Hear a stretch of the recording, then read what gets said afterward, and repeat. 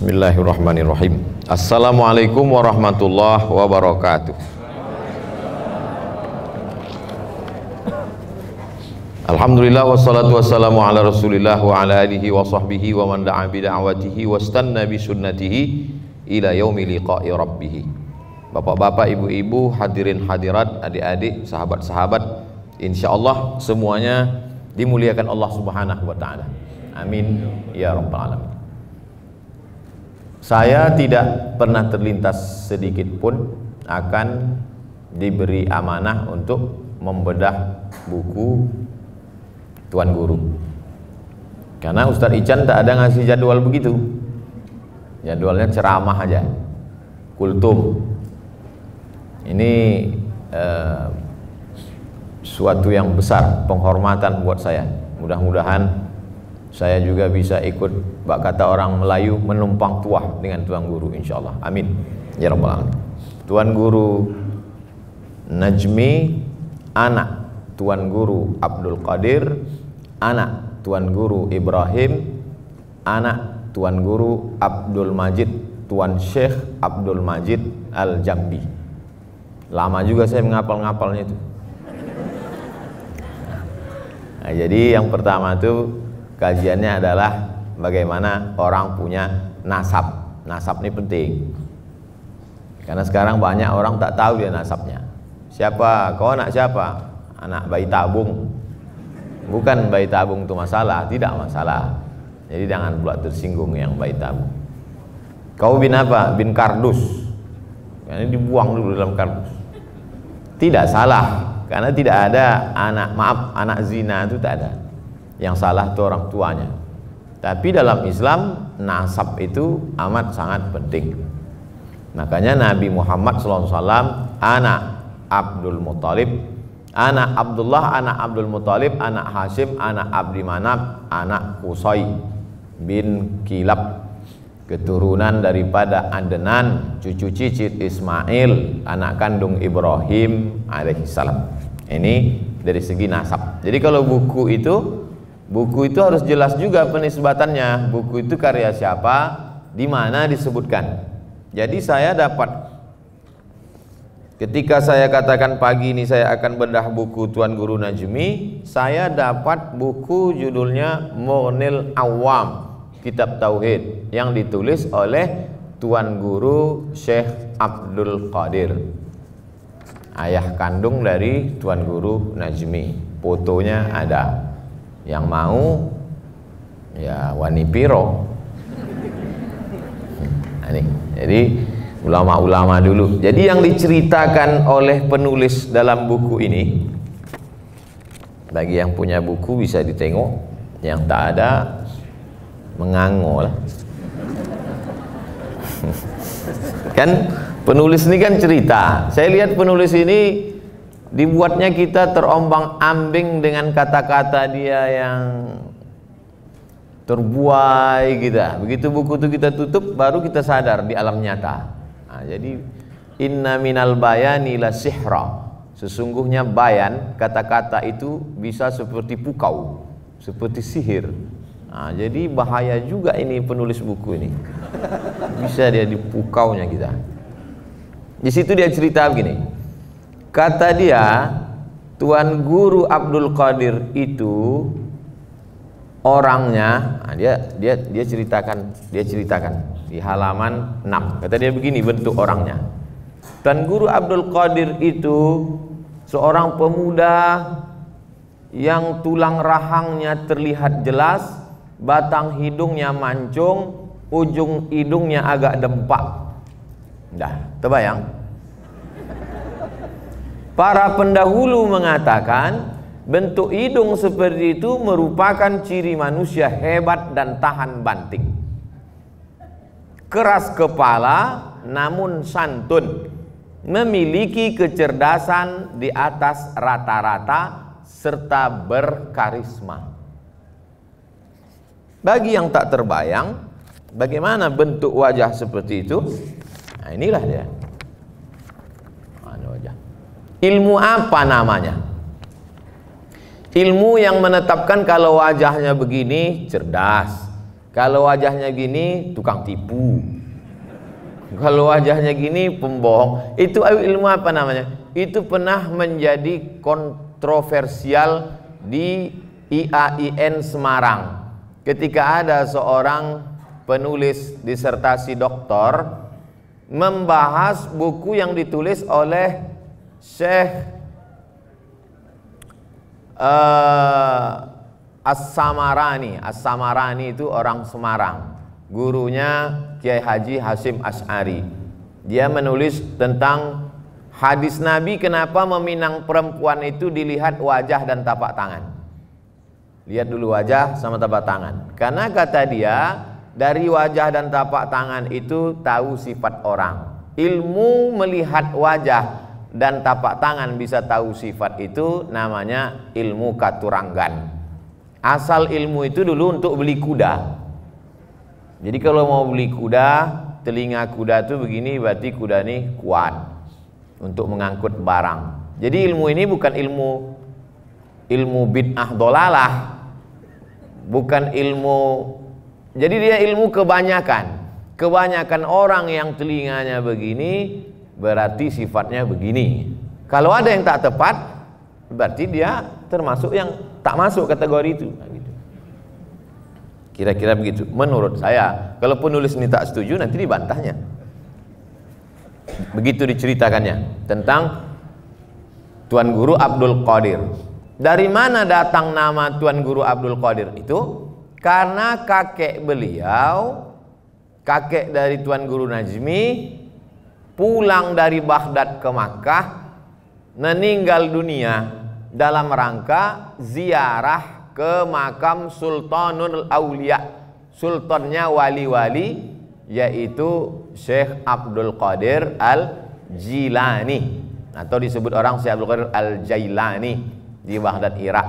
Karena mengenang ulama, mengenang orang tua, tersanding dengan ulama, diberilah nama anak-anak orang dulu itu. Coba lihat tadi nama Tuan Guru Najmi bin Abdul Qadir, maksudnya Abdul Qadir Al-Jilani untuk mengenang ulama, bin Tuan Guru Ibrahim, bin Tuan Guru Abdul Majid. Jadi nama-namanya itu nama-nama sunnah. Nama anak kau siapa? Christopher. Hidung pesek, dunia tak dapat, akhirat melayang. Bukan salah nama tuh, cuman kalau tak ada Islamnya takutnya kecelakaan, mati tengah jalan, dibuang orang ke sungai. Kalau nama Abdul Somad pasti disolat jenazahkan ke masjid kan. Nah, oleh sebab itu, itulah pentingnya nama. Jadi yang nama-nama tak Islami, sore nanti tak ada gunanya kita kaji buku kalau tak diambil ilmunya. Jadi mulai sore nanti balik nama lah.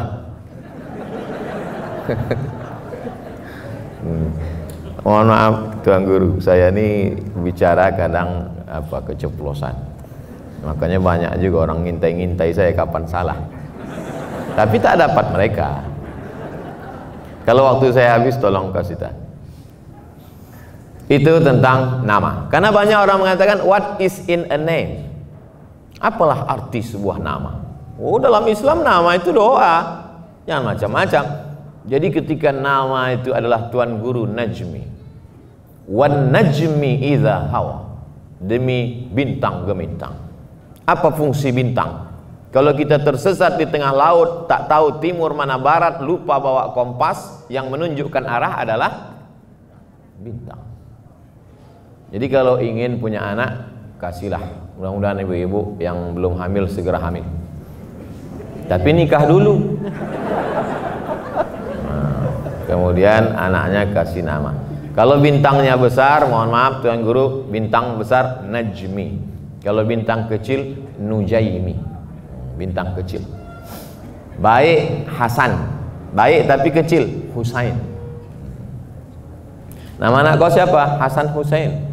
Apa artinya? Entah. Mana ceritanya itu? Dah, nasab sudah, nama sudah. Saya tak bisa membacakan buku ini sampai 192 halaman. Jadi saya pilih yang penting-penting, sisanya bacalah sendiri. Takkan saya membacakan pula semua.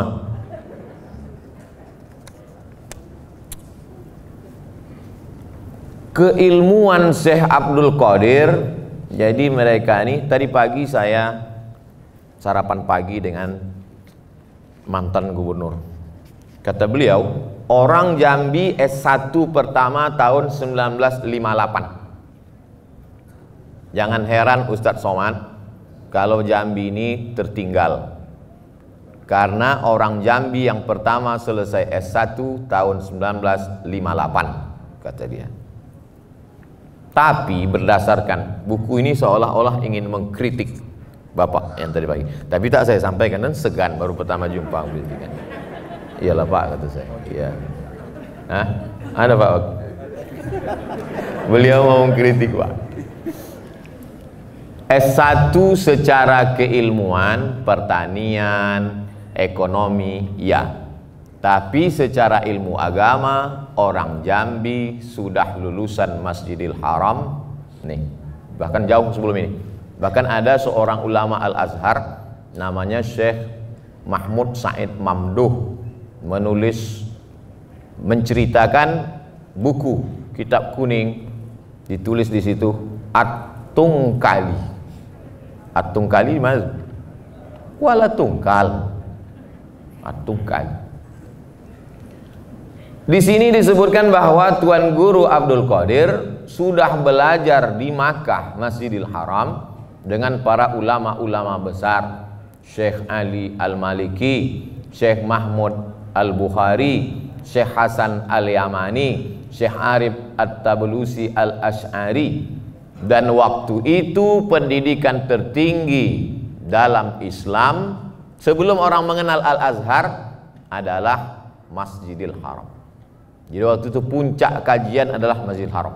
Mana itu alumni-alumni Masjidil Haram? Itulah dia Hadratus Syekh Hasyim Ash'ari yang pulang ke Indonesia, Jawa Timur, mendirikan Nahdlatul Ulama. Pulang satu lagi ke Bukit Tinggi, mendirikan pesantren. Di pesantren itu Canduang, orang Minang menyebutnya Inyak Canduang. Itulah dia Syekh Sulaiman Ar-Rasuli mendirikan PERTI, Persatuan Tarbiyah Islamiyah. Salah satunya pulang ke Medan, Sumatera Utara, diangkat menjadi mufti oleh Kesultanan Delhi. Belum ada lagi Republik Indonesia waktu itu.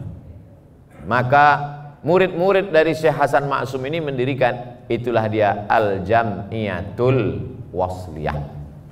Hanya saja ulama Jambi tidak membuat organisasi baru. Nah, jadi sebetulnya secara kemampuan mereka punya kemampuan di bidang itu. Mereka alumni Masjidil Haram. Kalau sekarang lah mereka ini hidup, titel mereka ini profesor doktor.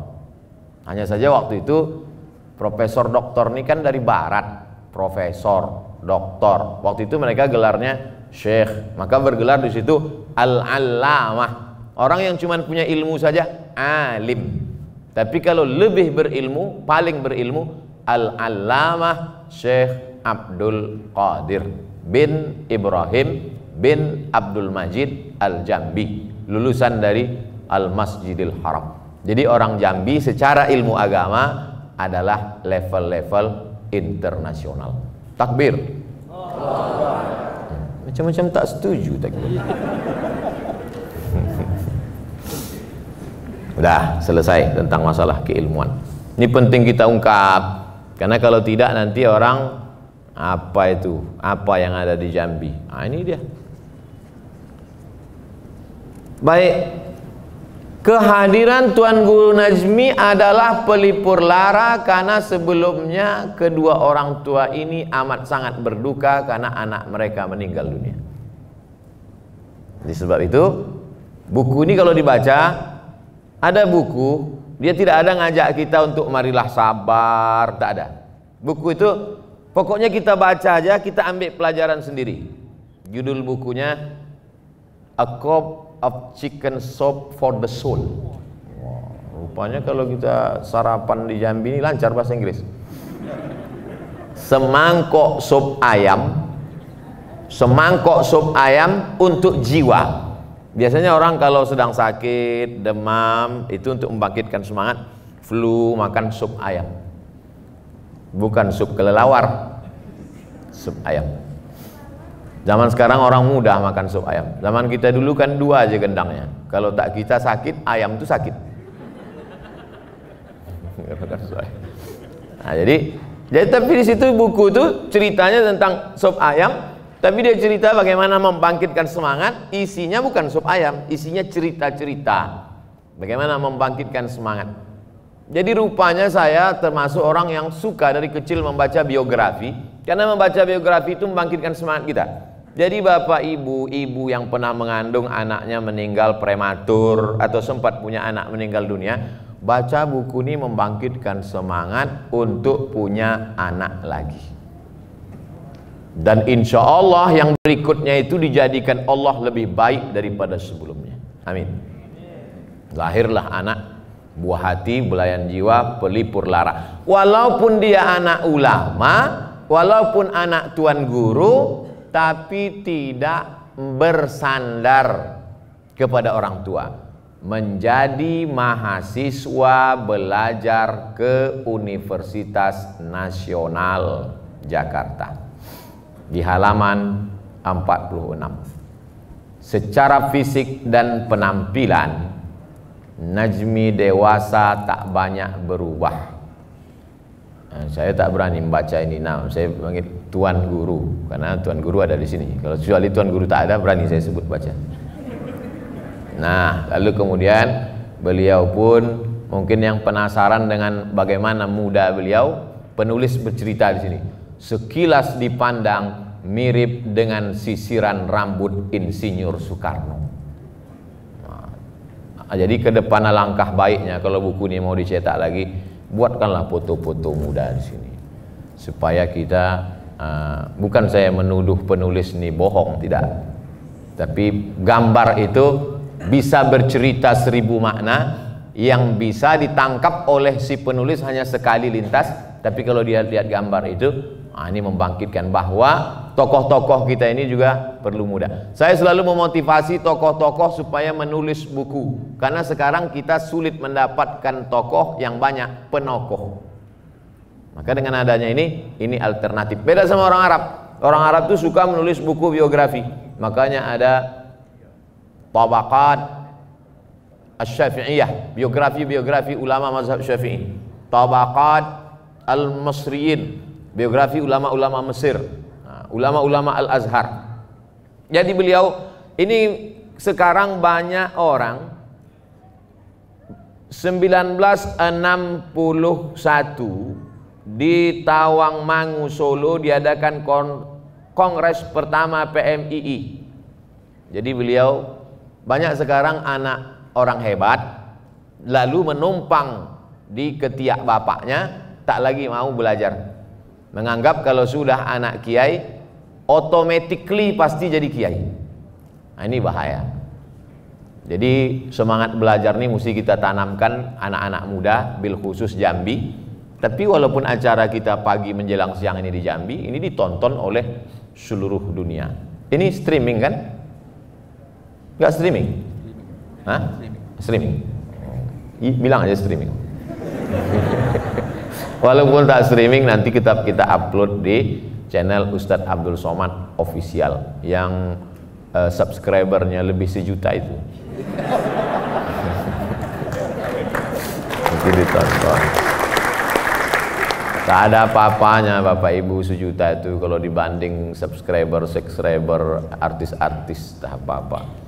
Tapi kalau diantara da'i-da'i itu penting. Ini dalam rangka dakwah supaya anak-anak muda ini sekarang asalnya bapaknya orang hebat, datuknya orang hebat, udah tak perlu lagi sekolah. Padahal zaman itu dari Jambi ke Jakarta, tapi beliau tetap melanjutkan pendidikan. Bukan macam sekarang mudah. Zaman sekarang lebih mudah. Zaman saya masih lagi. Saya dengan anak-anak Jambi termasuk Bang Ican pergi ke Mesir. Zaman sekarang enggak. Online. Sarjana online. Ilmu pun online. Mati HP, hilang ilmu. Na'udzubillah. Oleh sebab itu ini semangat anak muda untuk belajar. Belajarlah kemanapun pergi. Sulit kami Pak Ustadz belajar karena biaya mahal, krisis di Mesir. Bahagianya anak-anak Jambi di Mesir ada namanya Darul Hasan, rumah orang-orang Jambi. Bahkan di antara rumah-rumah mahasiswa, ini rumah yang terbagus kata orang Jambi. Di antara rumah-rumah Jambi terbagus kata anak-anak Jambi. Dan mereka jujur. Jadi selama kita punya jabatan, tinggalkanlah sesuatu yang mengalir sampai hari kiamat. Amin. Bupati, wali kota, gubernur, bapak anggota dewan, selama kalian duduk itu, tinggalkanlah sesuatu yang kira-kira kalau kita mati mengalir sampai hari kiamat. Anak Jambi kuliah di Mesir, Al-Azhar Kairo, tinggal dia di rumah tuh, baca Quran dia, menghafal dia, tamat dia, mengalir pahalanya ke orang dulu yang pernah berkontribusi. Sudahlah jabatan tak lama, tak pernah pula ada yang dibuat untuk umat. Setelah pensiun baru datang ke Ustadz Somad. Apa yang bisa kita buat? Baca Yasin aja lah Pak. Dulu waktu ada jabatan tak mau. Nah, oleh sebab itu pakailah. Nah, ini pentingnya. Makanya banyak orang-orang tersinggung dengar kalau saya ngomong. Tapi saya tak peduli, karena beberapa yang tersinggung 2 hari sudah itu mati. Saya tak ada niat nyinggung. Saya cakap apa yang ada dalam kepala saya.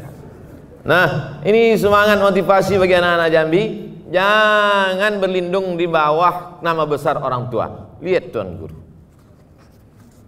setelah berhasil di kampung orang, hujan emas di kampung orang, hujan batu di negeri sendiri, lebih enak? Bingung kan? Karena banyak orang sekarang tak berprinsip. Di mana hujan emas, situ dia. Akhirnya kampungnya diambil orang. Tapi Tuan Guru tak begitu. Apa judulnya? Kembali ke asal. Balik lagi. Itulah konsep Al-Quran. Falaula nafara min kulli firqatin minhum ta'ifatun. Jangan semuanya pergi berperang, tapi ada 2-3 orang yang duduk belajar bersama Nabi Muhammad SAW. Setelah belajar, pulang ke kampung halaman. Saya beberapa kali ke Taiwan pernah, ke Hong Kong cuman sampai airport, tak masuk. Ke Sydney, ke Melbourne pernah, ke Swiss 5 jam di airport juga. Foto saya ada tulisan Swiss di belakang. Saya sampaikan ke saudara-saudaraku yang kerja di luar negeri, kalian kerja ini dapat visa 2 tahun, terkumpul duit, balik ke kampung. Balik ke kampung tuh buka usaha, ternak ayam, ternak itik, ternak ikan. Banyak juga saudara kita ini mau rantau kerja, setelah dapat duit pulang ke kampung, beli kulkas besar, beli TV besar, duit habis merantau lagi. Ini tak betul. Begitu juga dengan mahasiswa. Berapa banyak orang belajar lama tak pulang. Akhirnya karena visa habis, semua fakultas itu sudah dimasukinya. Pertama masuk fakultas Usuluddin 3 tahun DO. Masuk fakultas Syariah DO. Masuk bahasa Arab paling susah pasti DO. Masuk dirasat Islamiyah, mata kuliah paling banyak 18 setahun, dijamin DO. Tak ada lagi yang bisa dimasuki, awak pun makin tua, balik kampung. Dipanggil orang LC, lamo di Kairo. Oleh sebab itu maka pulang ke kampung halaman, bina. Andailah dulu Tuan Guru tak pulang, apa yang akan terjadi? Oleh sebab itu dengan kepulangan beliau, liunziru qaumahum, memberi peringatan untuk kaum. Kaum itu umat kita, bukan orang lain yang memperingatkan. Maka saya dulu begitu lulus tes dosen UIN, di saat yang sama datang panggilan dari KUPUS, College University Perguruan Agama Bandar Sri Begawan. Pilihan antara 2, dosen di Riau atau pensyarah di KUPUS, College University Perguruan Agama Bandar Sri Begawan. Dosen dah jelas pendapatan 2 sen. Saya tanya almarhumah mak saya, kemana aku nih mak? Aku ambil kupus nih di Bandar Sri Begawan, nanti dikasih orang nih banyak nih mak, mobil dinas, rumah dinas, bini dinas.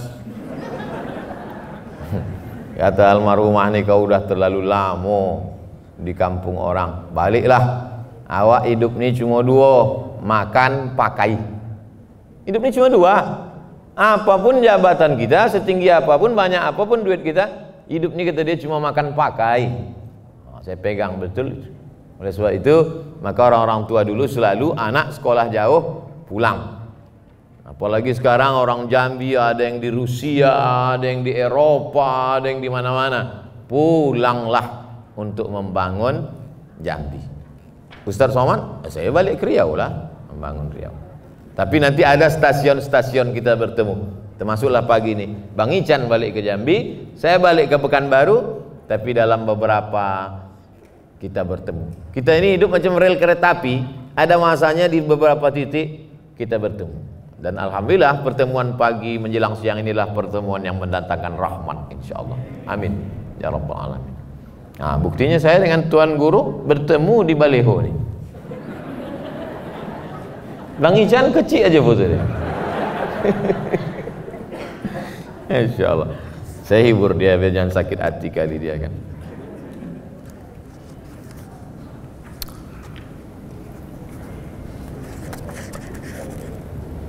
Kabar tentang Guru Najmi akan segera menikah mulai tersebar di seberang. Bahkan sampai kepada ibu-ibu yang tinggal di dekat rumah waktu di Jakarta. Saya yakin mereka penasaran, perempuan mana yang mampu menghentikan pencarian. Masya Allah. Oleh sebab itu anak-anak muda perlu. Bahkan di beberapa judul berikutnya ada tulisan, ternyata Tuan Guru Najmi muda sudah menikah. Banyaklah anak-anak gadis yang kecewa waktu itu. Bagaimana menjadi anak muda bisa menjaga harkat martabat nama baik orang tua, terutama nama baik orang tua, karena beliau anak kiai, cucu kiai, habis cucu apa lagi? Cicit kiai, ayahnya, itu nama baik dijaga. Sekarang banyak orang yang tak bisa menjaga nama baik orang tua, nama baik keluarga. Melayu mesti dijaga. Sekali layar terkembang, surut untuk berpantang. Nah, oleh sebab itu maka kalau sudah disebut itu pasti Islam. Kita jaga Islam.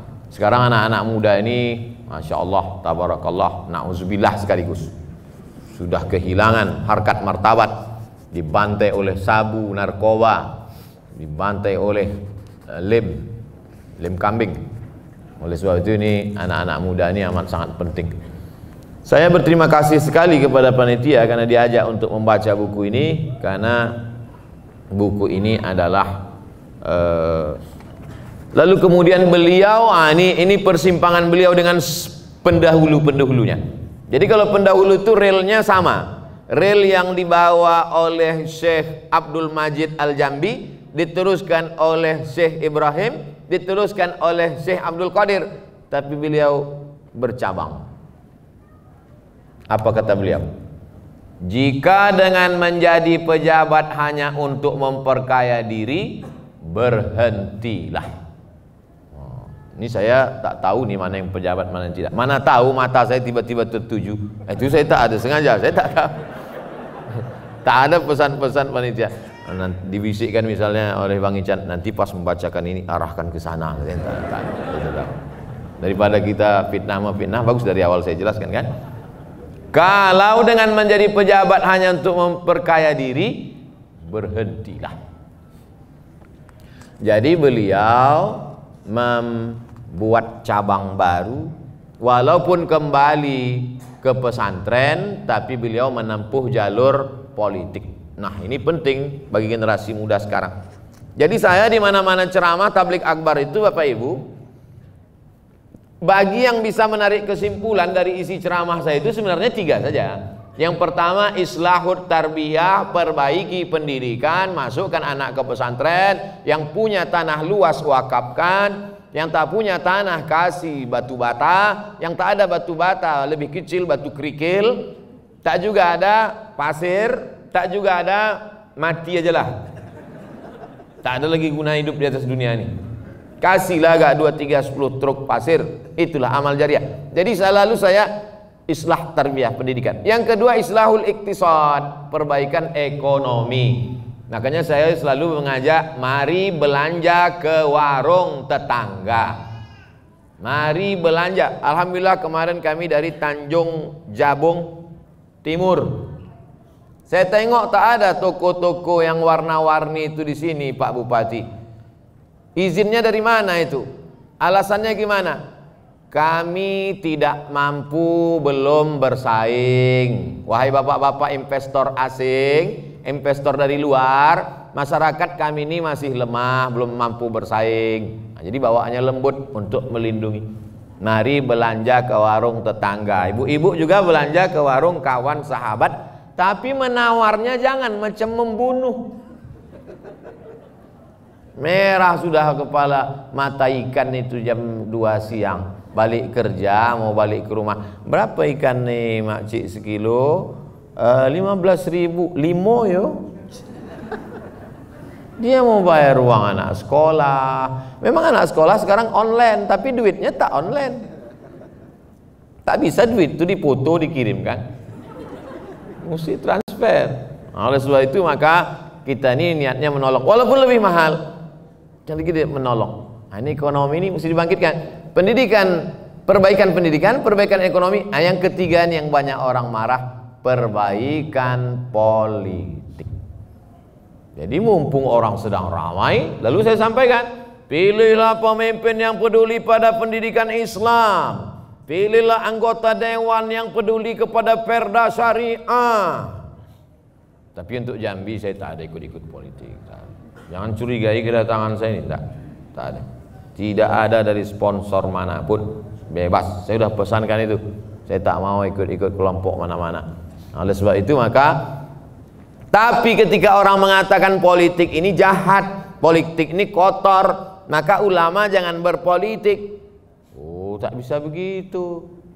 Sampai-sampai ada pula orang mengatakan tidak lagi auzubillahi minasyaiton, auzubillahi minasyasah.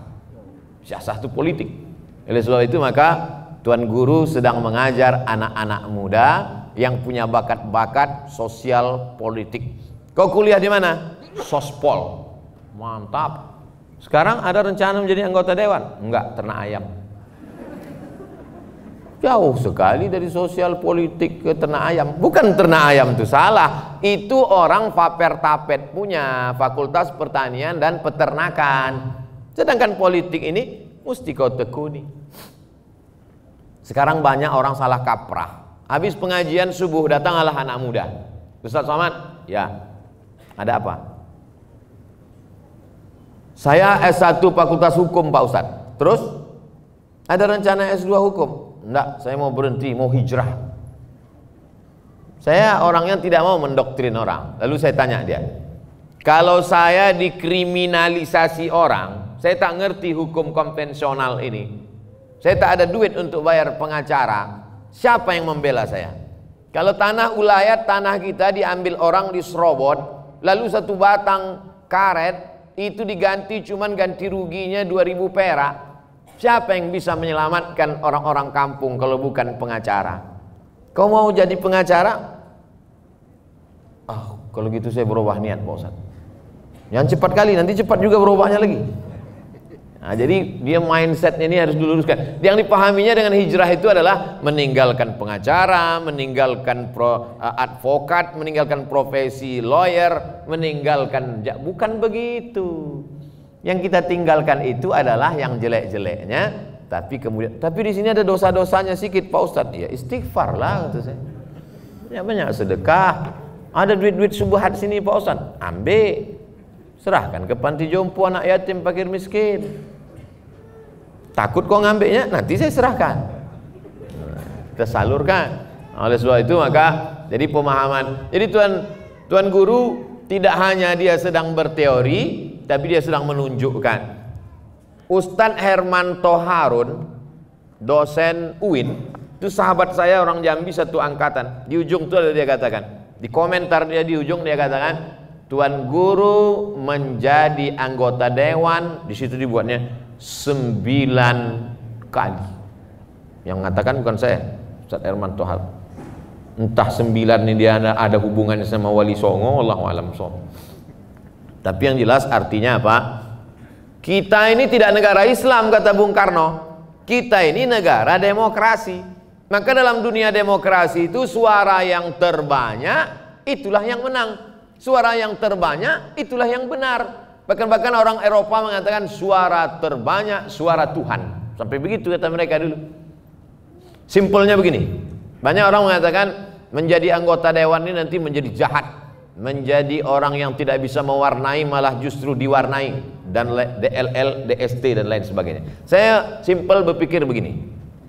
Kalau ada 10 anak mau cabut dari sekolah, ini ceritanya sebelum Covid. Setelah Covid tak bisa cabut karena memang tak ada yang masuk kelas lagi.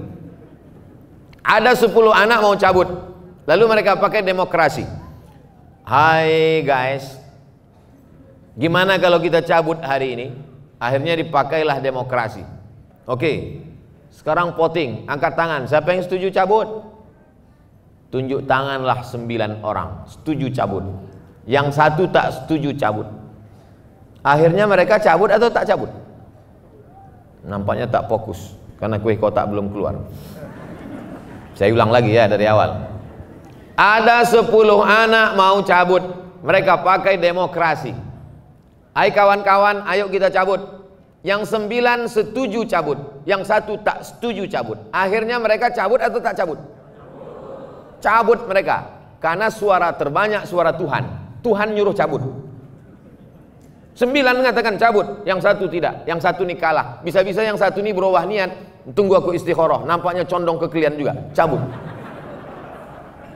Maka saat itu orang akan berkata demokrasi jahat. Sekarang kita balik.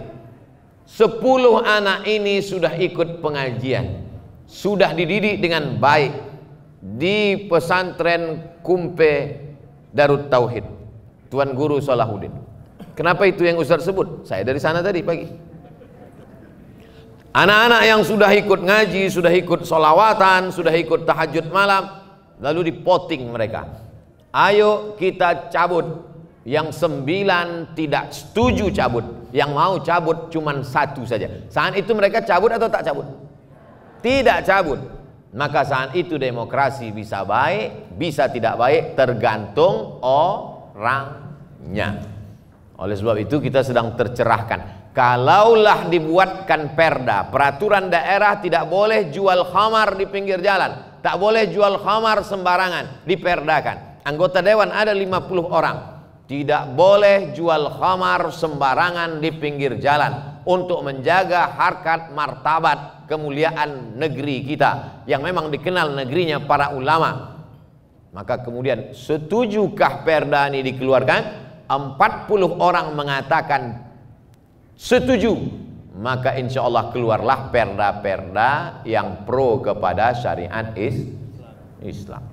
Jadi di mana peran Ustadz alim ulama habaib? Peran dia mempengaruhi orang banyak, karena sesungguhnya tidak ada opini publik. Yang ada itu adalah opini yang selalu dipublikasikan tiap hari.